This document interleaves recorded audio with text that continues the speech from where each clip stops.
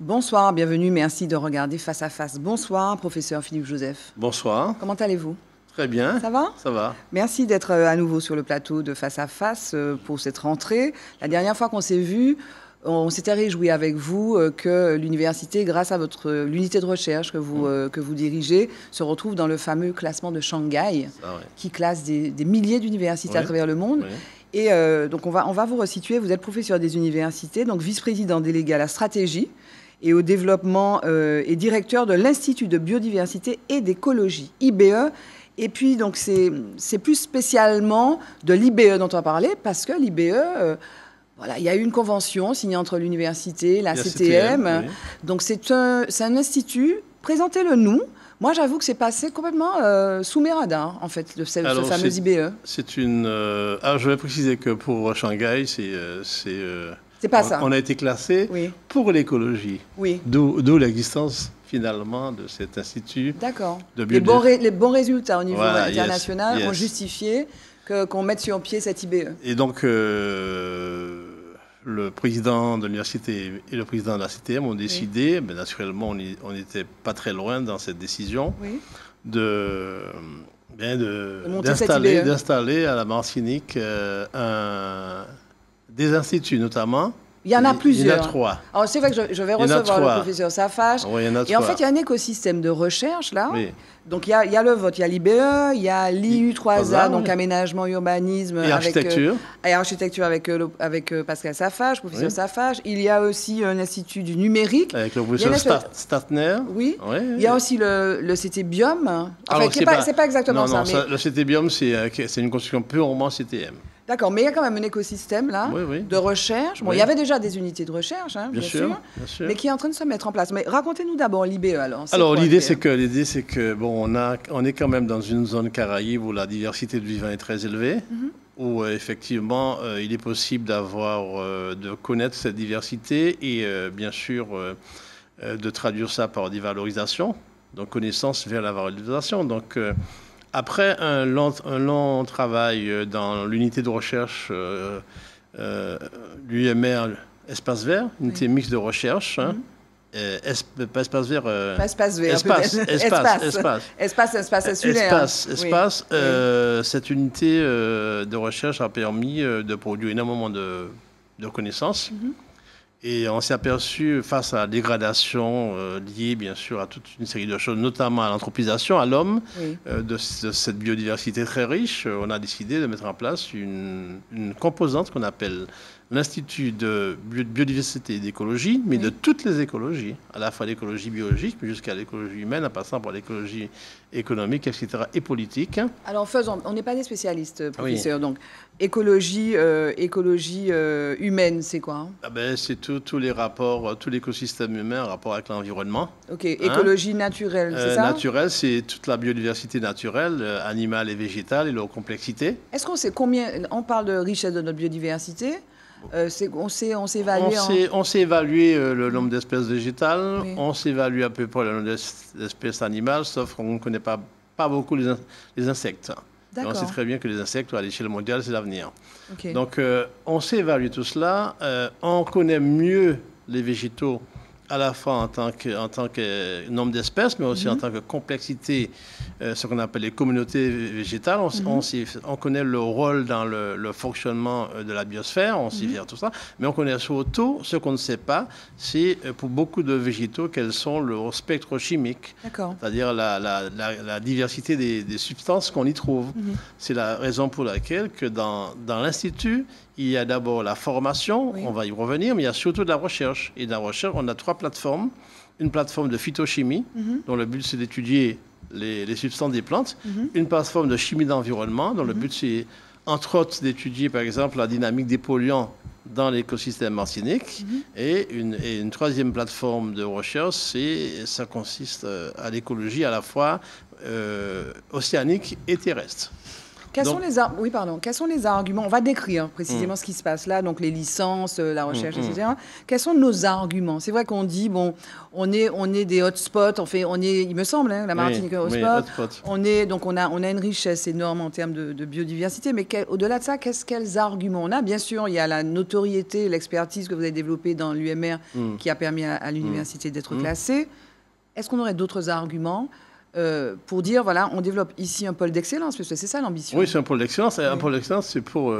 on peut faire de la recherche pour justement aller vers l'innovation. L'innovation, c'est la valorisation des ressources biologiques que l'on a, mais aussi vers la formation, puisqu'on va quand même ouvrir 2 licences professionnelles bientôt.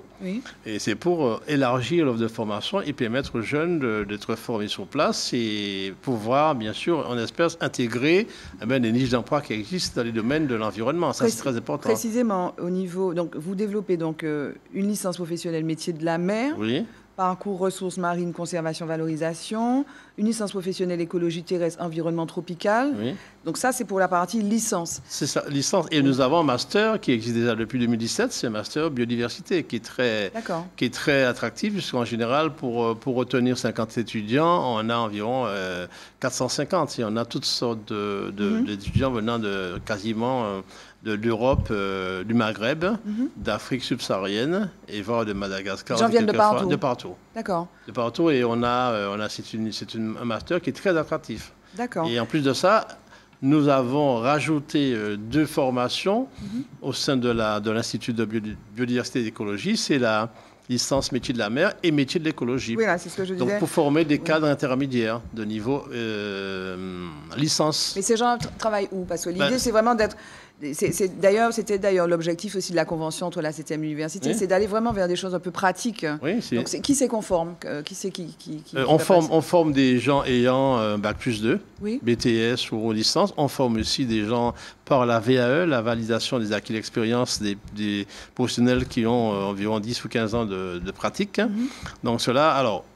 C'est pour permettre à ces gens-là d'avoir une plus grande compétence par rapport au milieu marin et terrestre. Mais les jeunes, on a quand même évalué, en gros, les possibilités d'emploi qui sont pas négligeables en Martinique concernant les licences. Mais c'est quoi précisément? Ce sera dans quel domaine? Dans la foresterie, pour les métiers de la mer, c'est le tourisme, c'est tout ce qui concerne la production marine, l'aquaculture, des cadres intermédiaires capables d'intervenir, de monter des projets, etc. Donc, c'est toute une série de cadres qui n'existent pas. D'accord. Ou qui sont très peu nombreux. Donc, recherche fondamentale, recherche appliquée et innovation, c'est le maître mot. L'innovation, par exemple, concernant la plateforme de chimie phytochimie, le contrat qu'on a eu avec la CTM, c'est de créer une bibliothèque moléculaire, une bibliothèque de substances des plantes, permettant effectivement d'autres spécialités de les utiliser vers l'innovation. Puis s'il y a une grande catastrophe, on a les molécules, c'est ça? Mais on n'est pas les seuls à le faire. Ils font ça ailleurs. Mais tant qu'on n'a pas... Une espèce de banque, quoi. Voilà, une banque de substances et de molécules. Et après, on peut les tester sur toutes sortes de choses, quoi. Le budget de l'IBE, donc vous êtes financé en partie par la CTM, 5 millions d'euros. Alors, nous avons 5 millions d'euros pour les 3 instituts. Ah, pour les 3? Oui. Ah, j'ai pas compris ça. Pour les 3 instituts. Donc c'est l'IBE, l'IU3A et l'Institut numérique. Pour l'instant, on est en train, concernant l'IBE, d'acheter beaucoup de matériel. Donc on a environ une dépense d'1 600 000 euros de matériel acheté. Donc c'est pas rien. On a des appareils qui coûtent 600 000 euros. Donc tout ça, c'est pour permettre de vraiment d'être une plateforme très structurée et qui réponde aux normes nationales, voire internationales. C'est là où on se situe. Et vous avez raison de dire que nous sommes dans un écosystème de recherche qui, je pense, donnera de très bons résultats et permettra une innovation sur place, à mon avis, très accentuée, très, très enracinée. Et ça va créer à moyen terme, ça va créer des sites d'emploi, je pense. C'est ce qu'il faut faire. Parce qu'on est en retard sur la recherche. Oui, dans certains domaines, oui, très en retard. Très en retard. Très en retard. C'est-à-dire que, bon, il y a une recherche qui se fait, mais la recherche... Pourquoi on déléguait ça au national, par exemple, la recherche sur les polluants sont délégués ailleurs, pas seulement au national, à l'international. On peut faire des mesures au Mexique, aux États-Unis, partout. Mais on devrait pouvoir domicilier. Parce que lorsqu'on domicilie, on peut domicilier aussi des compétences qui existent déjà. Et puis on parle d'emploi, et puis des emplois à forte valeur ajoutée. J'ai beaucoup de jeunes qui ont fait des doctorats énormes qui sont partout dans le monde, qui voudraient travailler dans l'Institut. On ne peut pas prendre tout le monde, mais on prendra quelques-uns quand même. Le but de l'IBE, ce n'est pas seulement d'être en permanence financier par la CTM ou par l'État, c'est de devenir une structure quasiment semi-privée, permettant par son activité de faire justement... Comment vous allez faire ça? C'est-à-dire que vous faites des recherches qui seront intéressantes pour le privé et donc vous allez chercher... On va répondre à des problèmes posés par le privé. Des problèmes vous le faites déjà ou pas? Non, on est en train de se mettre en place de problèmes posés par mandat de demande, des problèmes posés par le privé, de résoudre des problèmes posés par le privé aussi, quoi. Et aussi fournir de l'information pour la valorisation. Par exemple, les huiles essentielles, tout ça, c'est des choses qu'on peut refaire. Hein, et aider l'industrie agroalimentaire à affiner leur dimension scientifique. Donc vraiment, domicilier des métiers, et puis domicilier un savoir-faire, et puis l'excellence, on en est capable. Domicilier l'expertise. Et créer des filières aussi. Voilà. On parle beaucoup de ça, de création de filières. Domicilier l'expertise. Quand vous n'avez pas l'expertise, vous pouvez parler de filière, les gens viendront d'ailleurs pour organiser votre filière. Lorsque vous maîtrisez l'expertise, vous pouvez imaginer toutes les filières possibles parce que vous maîtrisez toute la chaîne. On a l'impression, c'est pas exactement la même chose, mais j'ai en tête le PARM notamment, le PARM qui accompagne les entreprises en transformation agroalimentaire notamment.